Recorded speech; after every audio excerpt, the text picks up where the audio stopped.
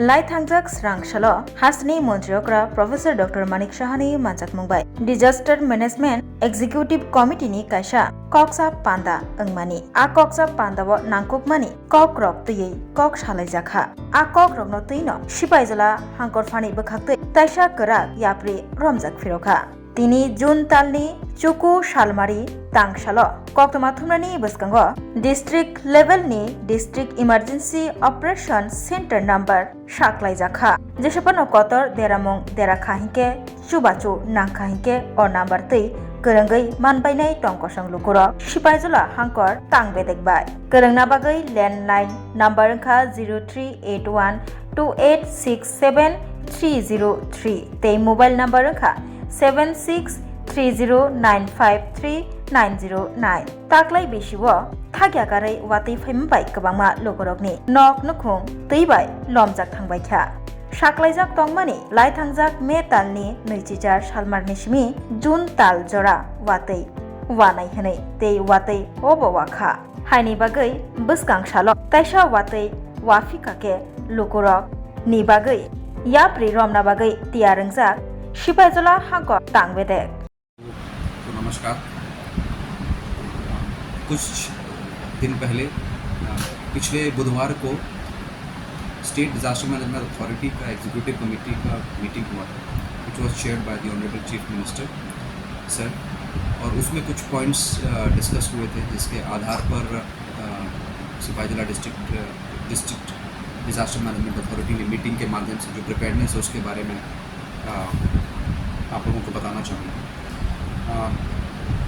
सबसे पहले तो Sipahijala district disaster management authority की रेगुलर मीटिंग हो रही है और पिछले कुछ दिनों में भारी वर्षा हुई थी। IMD का प्रेडिक्शन था 28 मई से लेकर 1 जून तक काफ़ी भारी बारिश हुई थी।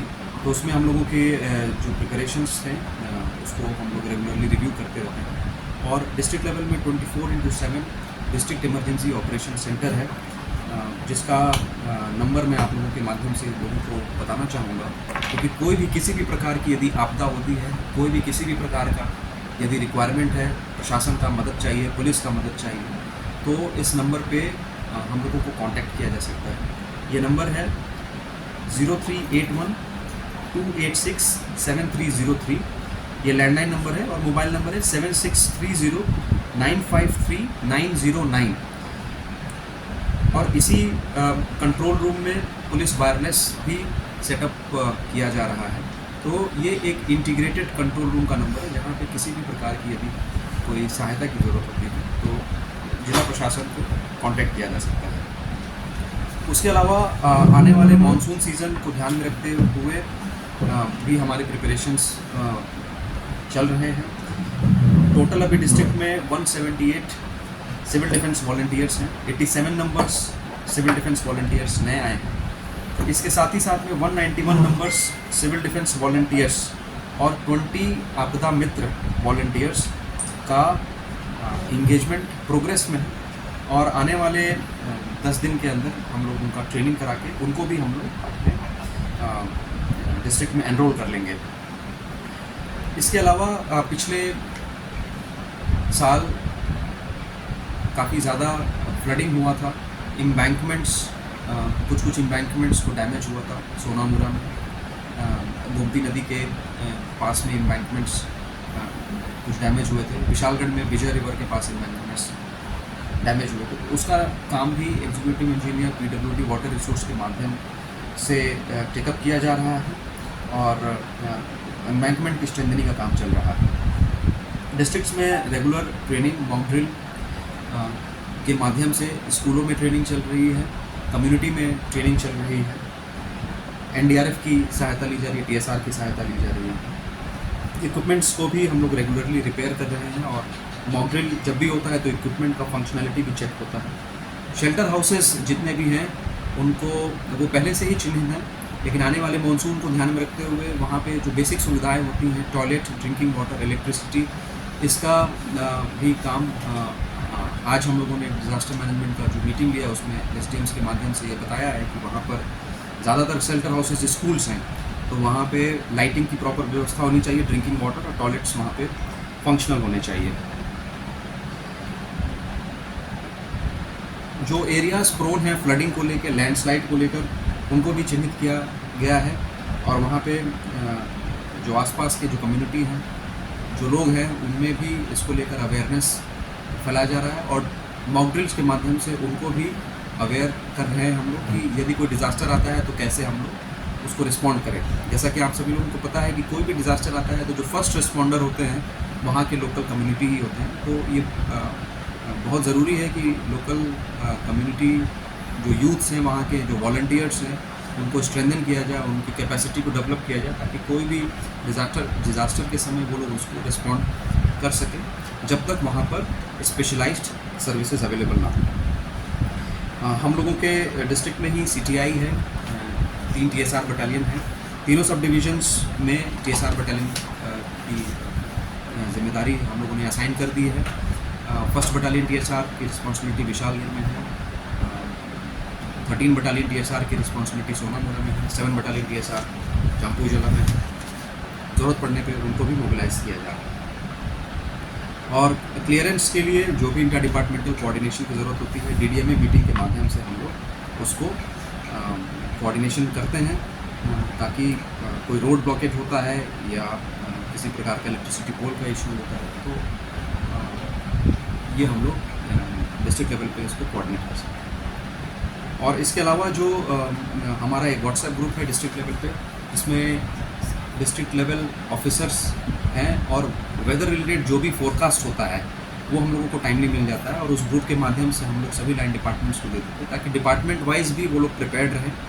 आज हमने डायरेक्शन दिया है कि हॉलीडेज़ के दिन सभी डिस्ट्रिक्ट लेवल ऑफिसेज में रोस्टर ड्यूटी होनी चाहिए और हॉलीडेज़ के दिन भी एक स्केलेटन स्टाफ होना चाहिए ताकि इमरजेंसी के समय रिस्पांस में कोई देरी ना रहे। DM ऑफिस में ऑलरेडी ये सिस्टम चल रहा है। हॉलीडेज़ के दिन भी एक स्केलेटन स्टाफ रहता है जिसको हम लोग इसका अटेंडेंस जैसे जो रेगुलर अटेंडेंस बायोमेट्रिक के माध्यम से हम लोग मॉनिटर करते हैं, तो हॉलीडेज़ के दिन भी हम लोग इस सिस्टम को चालू किए हैं। इसी प्रकार से सब डिविजन्स और लाइन डिपार्टमेंट्स में भी रोस्टर ड्यूटी का प्रावधान है। ये जब तक ये आने वाला मानसून का सीज़न है तब तक ये एग्जिस्ट करेगा। सर प्रिपेयर्डनेस के बारे में जो आपने ब्रीफ किया, सर आने वाले दिन में सर एज अ डिजास्टर का क्या कुछ सर मतलब इंडिकेशन है?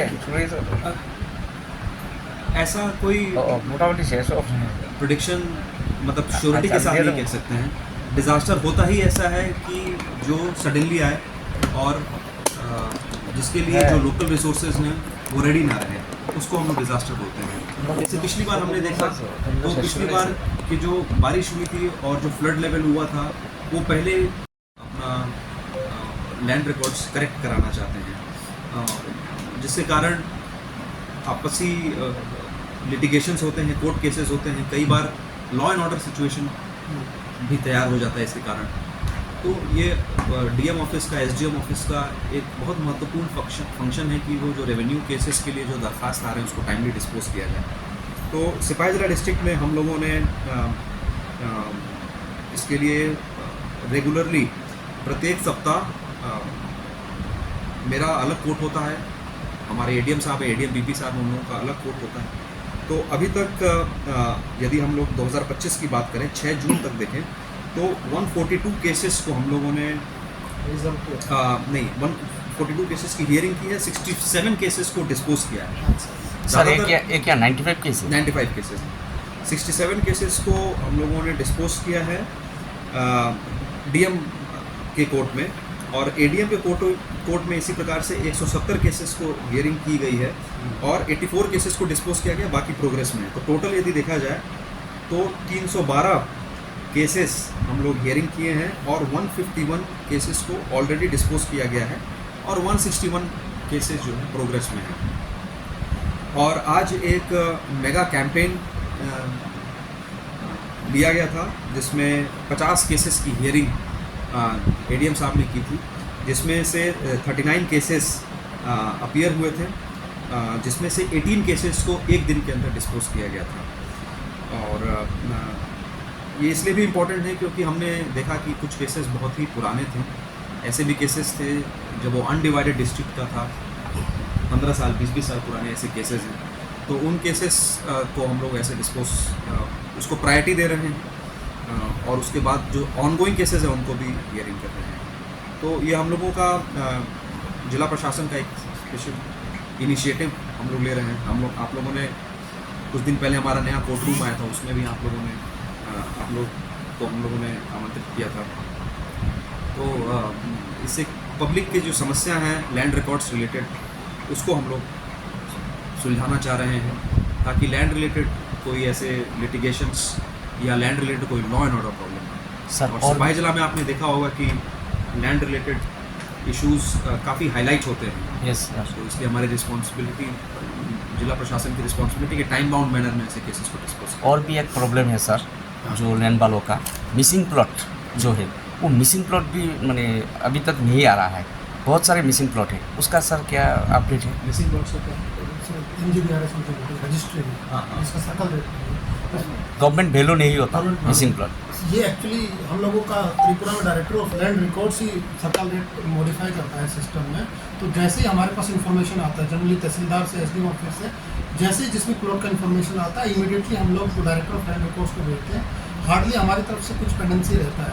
अब कई बार क्या होता है कि जो पार्टी है या पेटिशनर है उनको जानकारी नहीं है। वो नॉर्मली कब आते हैं जब उनको सेल यस, रजिस्ट्री करने जाते पर तब मिलते हैं, मतलब उसको जानकारी मिलता है। तो कभी कुछ ऐसा मिसिंग प्लेट का, बट जो ओवरऑल टाइमलाइन अभी it is not more than 1 month. Generally जैसे ही DM ऑफिस के पास रिपोर्ट आता है हम इमीडिएटली भेज देते हैं और डायरेक्टर ऑफ लैंड रिकॉर्ड से भी उसका टाइमली रिप्लाई आ रहा है। They generally within 1 week वो लोग अपलोड कर देते हैं। ये बहुत बड़ा प्रॉब्लम है।